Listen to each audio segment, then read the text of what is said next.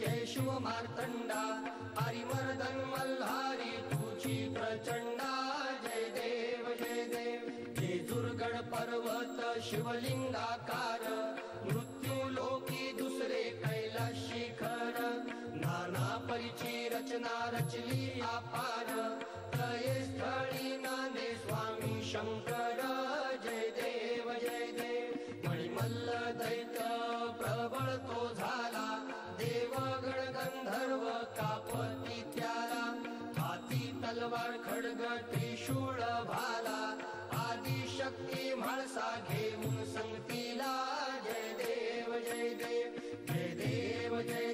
जय शिव मार्तंडा हरिमर्दन मल्हारी तुझी प्रचंडा जय देव चंपा षष्ठी दिवशी अवतार धरिशी मणिमल्ल दैत्याचा संहार करशी चरणी पृष्ठी खडगे वर्मी स्थापिशी अंतीवर देऊन त्या मुक्ती ते देशी जय देव मणिमल्ल दैत्य मरुदुनी मल्हारी देवा संकट पडता राहे जेजुरी अर्धांगी म्हाळसा शोभे सुंदरी देवा ठाव मागे दास नरहरी जय देव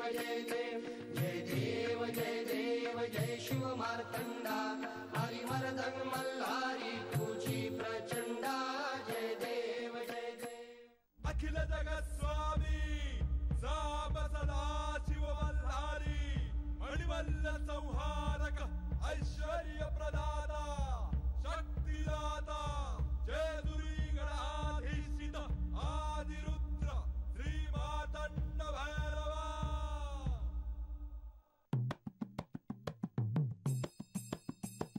जय देव जय शिव मार्तंडा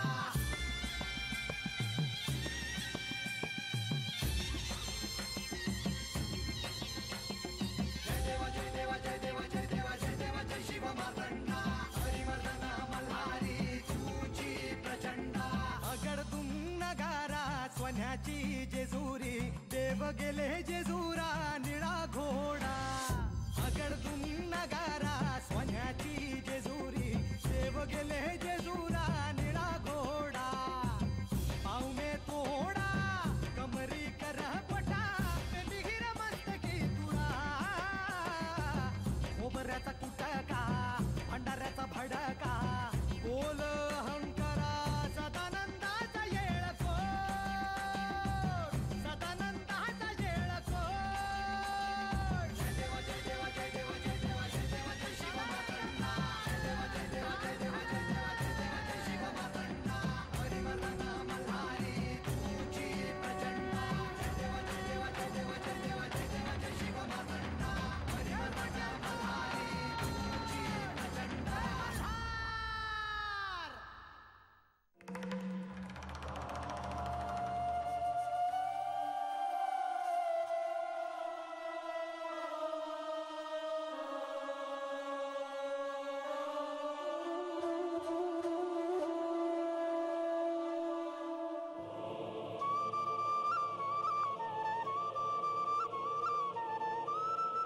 म्हाळसाताईंनी माझ्या पायी गडाचा दरवाजा बंद केला.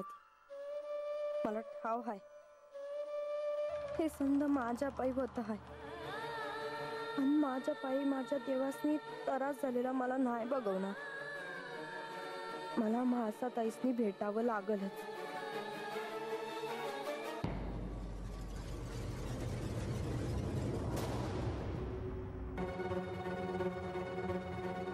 काय करावं आता. देव आणि म्हाळसाताई गडावरच आहे ती. देव आणि म्हाळसाताई समोर असत्याल तेव्हाच त्यांच्या मोर पदर पसरून पोटात घ्या सांगावं का त्यासनी. त्यांना सांगते का जी शिक्षा द्यायची असेल ती मला द्या, पर देवासनी त्याचा त्रास होईल असं काय बी करू नका. जावं का आत.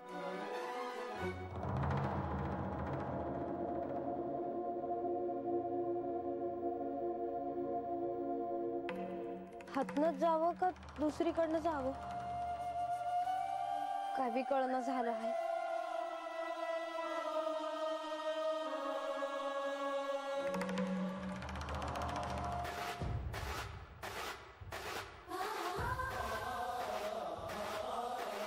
मी देखील एक स्त्री आहे.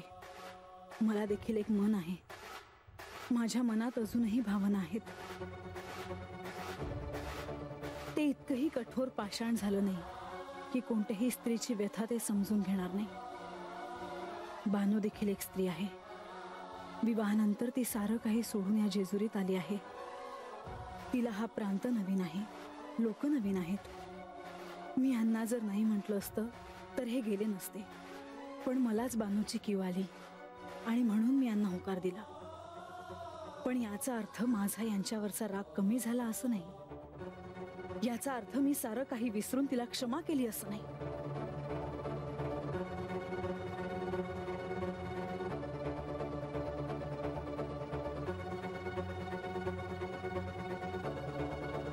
हातनच जाते.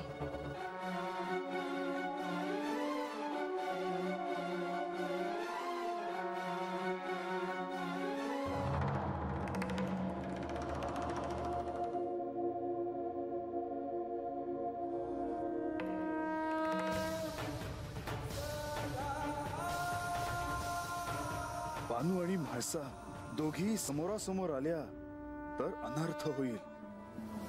मला हे टाळायलाच हवं.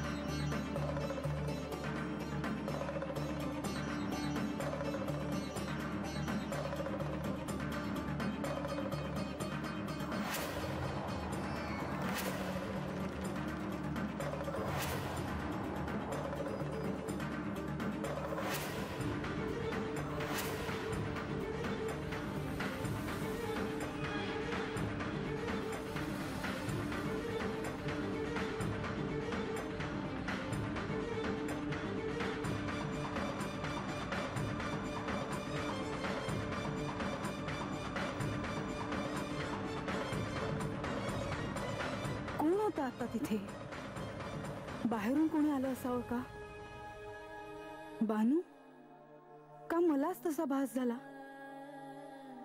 कदाचित दासीच असावी.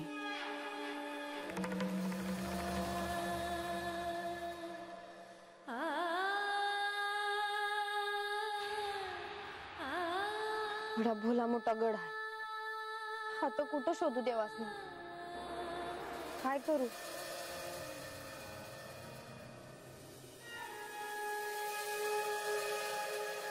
बानू,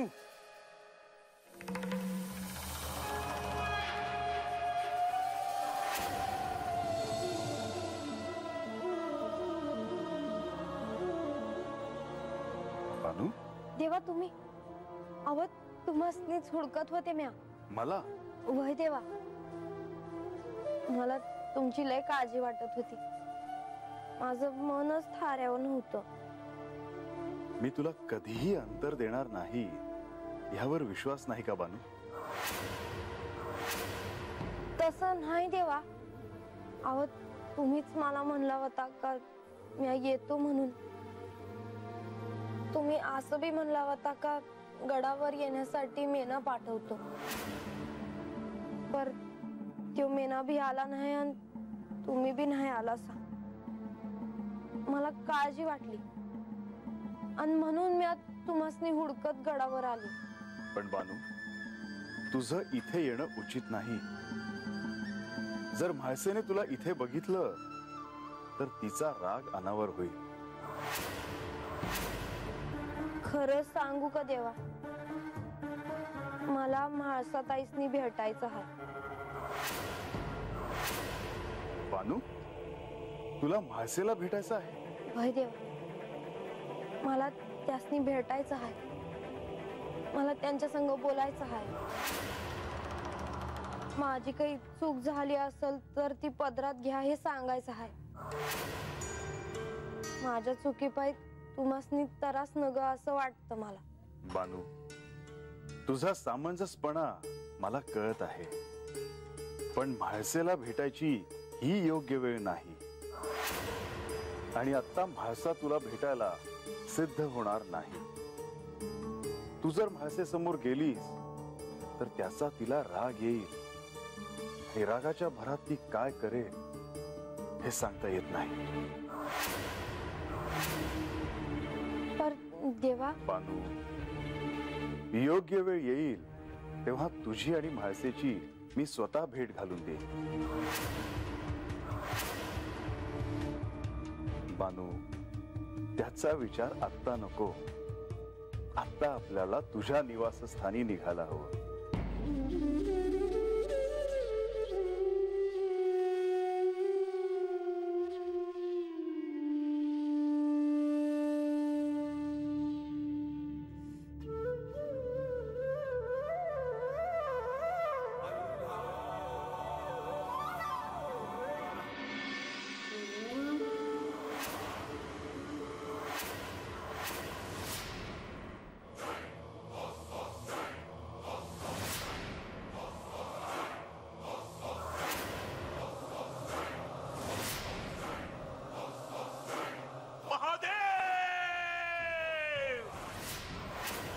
प्रतिशोध प्रतिशोध प्रतिशोध.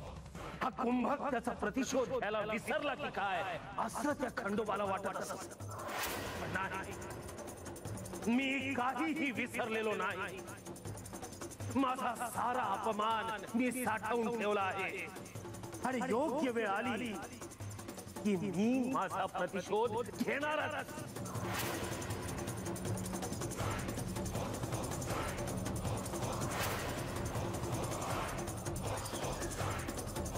जेजुरीत प्रतिकूल परिस्थिती आहे. खंडेराय, तू मला अडवायचा कितीही प्रयत्न केला तरी मी माझा सूड घेतल्याशिवाय तुला सोडणार नाही.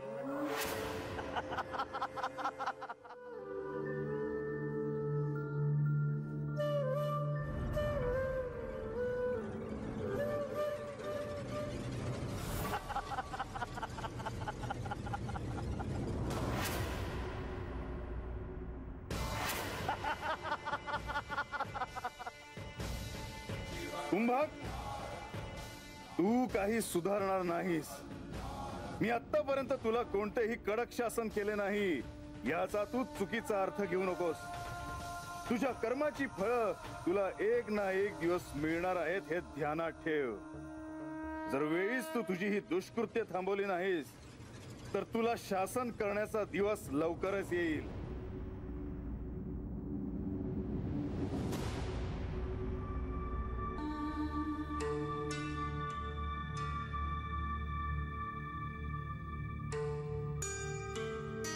देवा, मला ठाव आहे माझ्यामुळे तुम्हासनी लई त्रास होत आहे ना.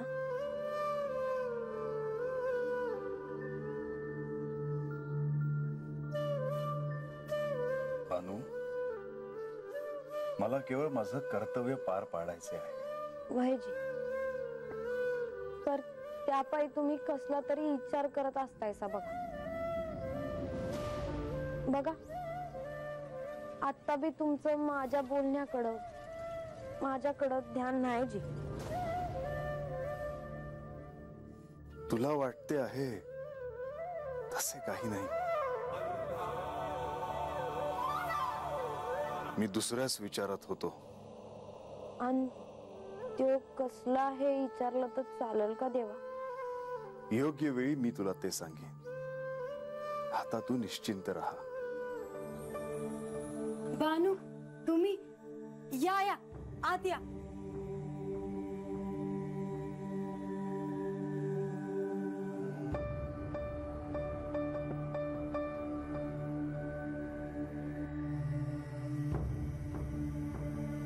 अगं बस की होतं.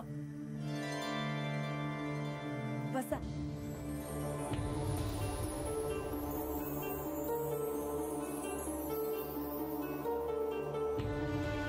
तुम्ही बसा, मी आलेच.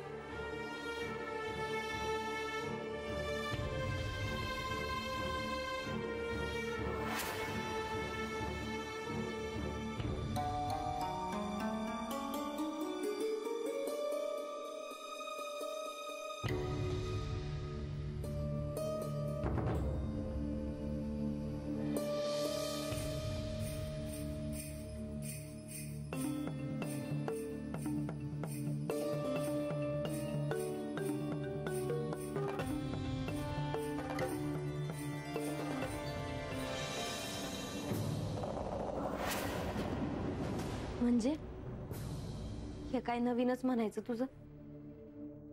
अगं असं पाहुण्यांवानी कशा पाय वागवायलीस मला? पाहुण्यांवानी थोडीच हाय. तिन्ही सांजेच्या वेळेला तू आणि देव घरला आला हायसा म्हणून बसा म्हणलं. दमला असाल आणि सकाळ धरणं तू बी काय खाल्लं नाहीस म्हणून बसा म्हणलं. आलीच म्या.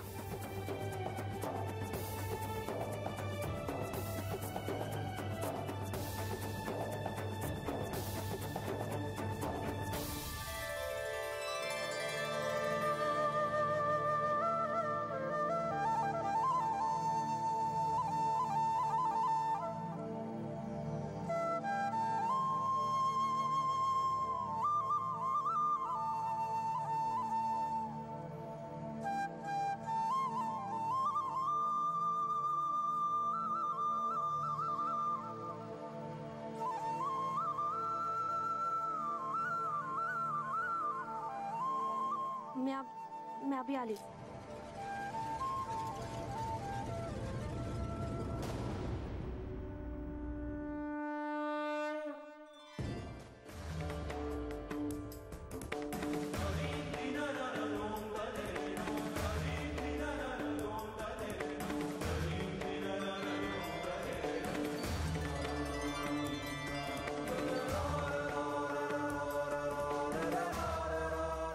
आजवर मी म्हाळसा आणि बानू या दोघींवर कधीही कोणतेही संकट येऊ दिले नाही. या शिवलीलेत माझा आणि बानूचा विवाह होणार हे वचन मी पार्वतीला दिले होते. त्याचे म्हाळसेला दुःख होते आहे. माझा आणि बानूचा ती त्यामुळेच राग राग करते आहे. आणि अशा वेळी कुंभकाचे पापी मन काहीतरी अघटित व्हावं ह्याचा विचार करत असणार.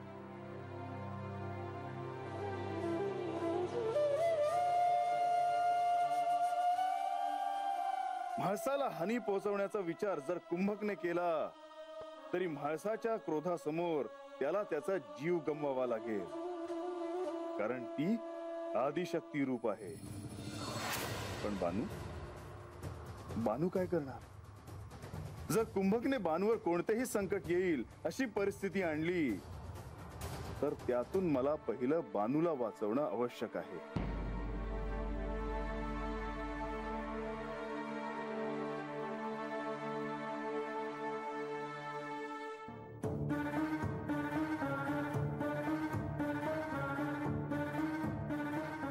बानू, आज मी तुला एक वचन देतो आहे. यापुढे तुझ्यावर कोणतेही संकट आले तर सर्वप्रथम मी तुझे रक्षण करेन.